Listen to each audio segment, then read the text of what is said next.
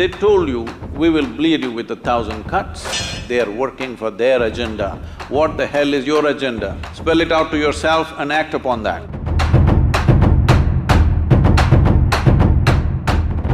When something like Pulwama happens, I think initially we have a lot of outrage against it, and gradually, from being victims, we start feeling guilty or an oppressor. And a lot of complexities come in, and it seems a very fuzzy view after that, and a nation feels very confused what should be their reaction to terror. Say, the problem is right now, you're referring to… we're taking Pulwama as an example, you're calling this terror. But I want you to understand this. This is a planned agenda. This is not terror as far as they are concerned. They are trying to fulfill their goals in a very planned way. They did not even keep it a secret. They told you, we will bleed you with 1,000 cuts. So it is not terror, it is an agenda that they're fulfilling. They're doing what they believe is the right thing to do. Because if somebody is willing to die for something, obviously they believe strongly enough to die for it. So they're doing what they believe is the right thing to do. Now, from your standpoint, are you doing the right thing that is good for this nation is something you must decide.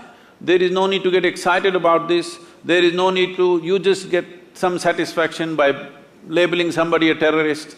I want you to understand, somebody is working, life or death, they are working for their agenda. What the hell is your agenda? Spell it out to yourself and act upon that. What is it? Well, for over a century, we fought for the independence of this nation. To make this nation free, we worked for over a century. A lot of life was sacrificed. Due to lack of vision, we sacrificed many more after we got our independence in the name of partition. Now, with one partition, you have seen 1 million people, over 1 million people dead and over 15 million people crossing borders from both sides, suffering. Human suffering is human suffering for me. It doesn't matter which side it's happened.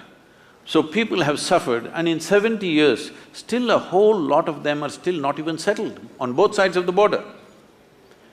And how is it that we have such a short sense of memory that we can once again talk of another break? So we must decide this. In my heart is very clear. First one thing is, make it clear to all the Indians what is India and what is not India. Please do this. Don't keep the ambiguity continuing forever. Just 100%, this is our country, this is not our country, let us focus on what we need to do for the well-being of these people, rather than going on endlessly debating, where is the border? How long will you debate? 2 generations of people are gone after independence and still you're debating the same thing. This is the time. If nation's consciousness is somehow awakened because of a shocking incident, please make up your mind now and work for that goal, because the sovereignty of the nation is important. For me, within my heart, well, it would be fantastic if we lived here as global citizens and we're capable of embracing each other and living here wonderfully, that would be fantastic. But we have not come there. Still, nation is the largest human entity you can address. If you want to address human well-being, you can only address it as a nation. You cannot address it as a globe. We don't have the mechanics to do such a thing. So, this nation, over 1.3 billion people, is a world by itself. So if we want to take these people towards fulfillment of their lives in this generation, the most important thing is we decide in terms of geography what is our nation, what is not our nation, and what do we stand for this. So protecting this is our business and our duty. Unfortunately, if cruel things happen, they happen. It is not our intent. I am not even talking about retribution, revenge, no, this is not our nature. But solution for this nation is important.